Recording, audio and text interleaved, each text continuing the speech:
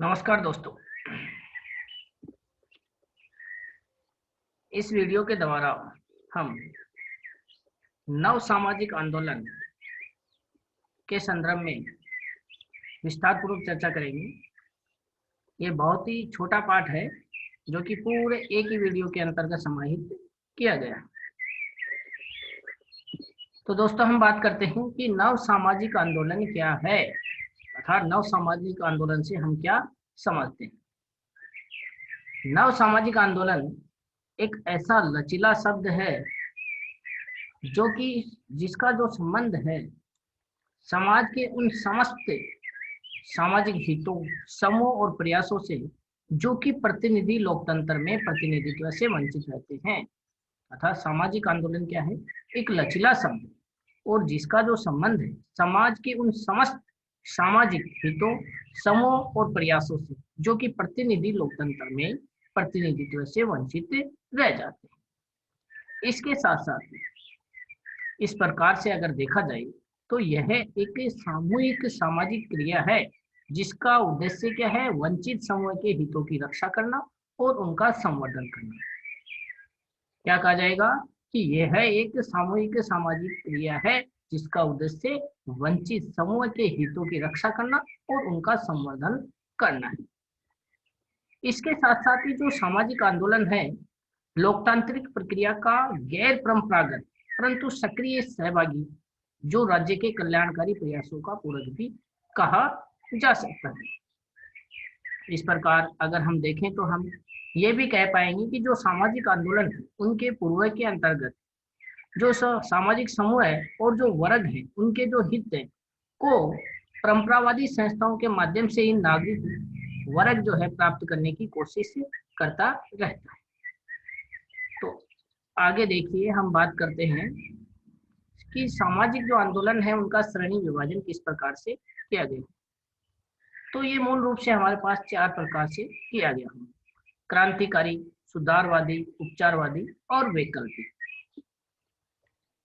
तो सबसे पहले हम चर्चा करते हैं क्रांतिकारी। क्रांतिकारी जो आंदोलन सामाजिक आंदोलन है ये सामाजिक संस्थाओं और व्यवस्थाओं में आमूल परिवर्तन के पक्षधर होते हैं, पूर्ण रूप से परिवर्तन के पक्षधर होते हैं, जैसे नक्सलवादी, वामपंथी आंदोलन, अर्थात ये पूर्ण रूप से बदलाव चाहते हैं। इसके बाद में हम बात करते हैं सुधारवादी की। तो सुधारवादी के अंतर्गत हम क्या देखते हैं? जो प्रचलित असमानताएं हैं, अर्थात जो प्रचलित असमानताओं, सामाजिक समस्याओं के धीरे धीरे सुधार के पक्षधर होते हैं। सुधारवादी क्या करते हैं? सुधारवादी आंदोलनों में जो प्रचलित असमानताएं हैं, जो सामाजिक समस्याएं हैं, उनके अंतर्गत धीरे धीरे सुधार करने के पक्षधर होते हैं। ये सुधार हेतु संवैधानिक संसदीय परंपराओं का सहारा लेते हैं। किनका सहारा लिया जाता है? संसदीय परंपराओं का, जैसे गैर सरकारी संगठन।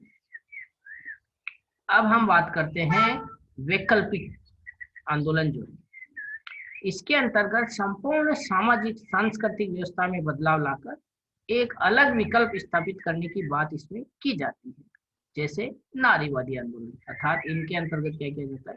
संपूर्ण सामाजिक सांस्कृतिक जो व्यवस्था है उसमें बदलाव ला करके एक अलग ही विकल्प स्थापित किया जाता है, और इसका उदाहरण है हमारे समक्ष नारीवादी आंदोलन। इसके बाद में हम बात करते हैं कि जो कि उपचारवादी आंदोलन किसी एक व्यक्ति विशेष या समस्या पर ही केंद्रित होते हैं और उस विशेष समस्या से मुक्ति दिलाने के लिए प्रयास करते हैं। अर्थात ये किसके ऊपर टिके होते हैं? ओनली, यानी कि केवल और केवल एक व्यक्ति विशेष या फिर एक समस्या विशेष, उसके ऊपर इनका ध्यान केंद्रित होता है और ये उस समस्या से निपटने या उनसे मुक्ति दिलाने के लिए हमेशा प्रयासरत रहते हैं। इस प्रकार जो सामाजिक आंदोलन है वो 4 भागों में बांटकर देखे जा सकते हैं: क्रांतिकारी, वैकल्पिक, सुधारवादी और साथ ही साथ उपचारवादी। इसके बाद में हम बात करते हैं कि सार रूप में अगर देखा जाए तो निष्कर्ष ये निकलता है कि जो सामाजिक आंदोलन है ये एक नई व्यवस्था में अथवा नई व्यवस्था में परिवर्तन के लिए सचेतन, सामूहिक और संगठित मानव प्रयास है। क्या है? सामाजिक आंदोलन एक नई व्यवस्था में अथवा नई व्यवस्था में परिवर्तन के लिए सचेतन, सामूहिक और संगठित मानव का प्रयास कहा जाएगा, जिससे सामाजिक व्यवस्था में जड़ता, समयानुकूल मानवीय और अन्य वांछित परिवर्तन के लक्ष्य आधारित सामूहिक प्रयास किए जाते हैं। इसके साथ साथ ही हम कह सकते हैं कि जो भी आंदोलन होते हैं उनका उद्देश्य एक न्यायपूर्ण सामाजिक व्यवस्था की स्थापना करना होता है। क्या होता है? एक न्यायपूर्ण सामाजिक व्यवस्था की स्थापना करना, जो वामपंथी गोलपंथी पर भी आधारित रहता है। इसके साथ साथ ही जो प्रसिद्ध समाज वैज्ञानिक हुए हैं अभय कुमार दुबे, उनके शब्दों में अगर बात की जाए तो हम कह पाएंगे कि पहले वामपंथी राजनीतिक कार्रवाई का मतलब वर्ग आधारित गतिविधि माना जाता था, परंतु अब जब पश्चिम में रेडिकल नारीवाद, पर्यावरण संरक्षण आदि मुद्दों पे जो आंदोलन संगठित हुए तो इनकी वर्ग केंद्रितता को चुनौती दी गई है। इस प्रकार से हम बात करते हैं आगे कि जो जो आंदोलन हुए उनके बारे में विस्तार पूर्वक। तो सबसे पहले हम बात करते हैं श्रमिक आंदोलन की। श्रमिक आंदोलन क्या है? श्रमिक आंदोलन परंपरावादी जो श्रमिक आंदोलन है वामपंथी समूह तक ही केंद्रित थे। कहाँ तक केंद्रित थे? जो वामपंथी समूह वहीं पर, या फिर यूं कह सकते हैं कि परंपरावादी श्रमिक आंदोलन केवल वामपंथी समूह तक ही केंद्रित थे, वहीं तक उनका ध्यान था। इन्होंने मूल रूप से जो औद्योगिक समूह है और जो सरकारों से स्वयं को सामूहिक सौदेबाजी तक अपने आप को सीमित रखा। दूसरी तरफ जब से उदारीकरण और वैश्वीकरण का दौर आया है, इस युग में सेवा क्षेत्र और औद्योगिक क्षेत्र के जो श्रमिकों के हितों को सुरक्षित करने के लिए आने वाले श्रमिक समूह सक्रिय हो गए, जैसे छत्तीसगढ़ मुक्ति मोर्चा। इस प्रकार हम क्या देख पाते हैं कि जब से उदारीकरण और वैश्वीकरण का दौर सन 1991 के बाद में शुरू हुआ है, आया है, जिस युग के अंतर्गत सेवा क्षेत्र और जो औद्योगिक क्षेत्र के श्रमिक हैं उनके जो हितों को सुरक्षित रखने के लिए जो आने वाले श्रमिक जो समूह है वे सक्रिय हो गए, जैसे छत्तीसगढ़ मुक्ति मोर्चा उदाहरण के तौर पर कहा जा सकता है। अब हम बात करते हैं आगे महिला सशक्तिकरण आंदोलन। भारत में महिला आंदोलन का जो विकास है उपनिवेशवाद विरोधी राष्ट्रीय आंदोलन के दौरान हुआ था। सबसे पहले इसकी झलक हमें कहाँ दिखाई देती है? राष्ट्रीय आंदोलन के दौरान। साथ ही साथ महिला कल्याण और महिला विकास का दौर है वह जैसे ही चला, उसके बाद 80 के दशक में हुई आंदोलन नव सामाजिक आंदोलन की देन कहे जा सकते हैं।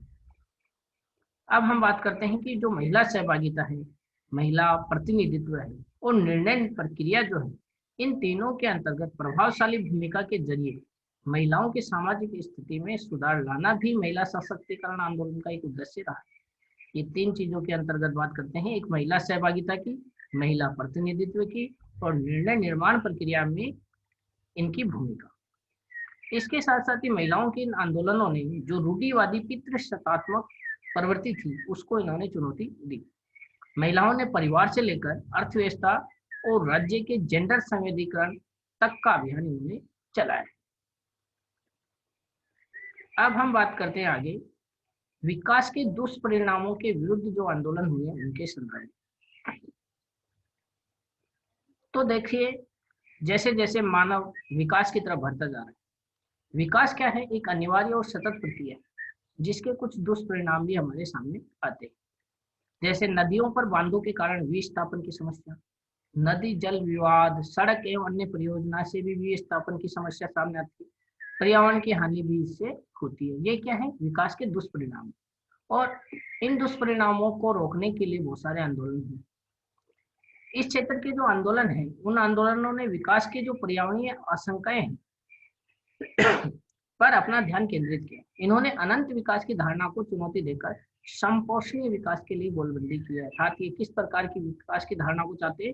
समपोषणीय विकास की धारणा को चाहते हैं, जो कि अनंत विकास की धारणा के विपरीत है। इसके साथ ही धन्यवाद दोस्तों। इस प्रकार हमने इस अध्याय के अंतर्गत सामाजिक आंदोलनों का सरणी विभाजन और प्रमुख रूप से जो आंदोलन हुए उन के बारे में विस्तार पूर्वक जानकारी की। आशा है वीडियो आपको पसंद आया होगा।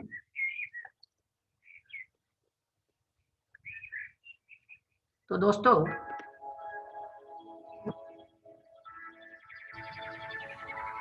Hey there.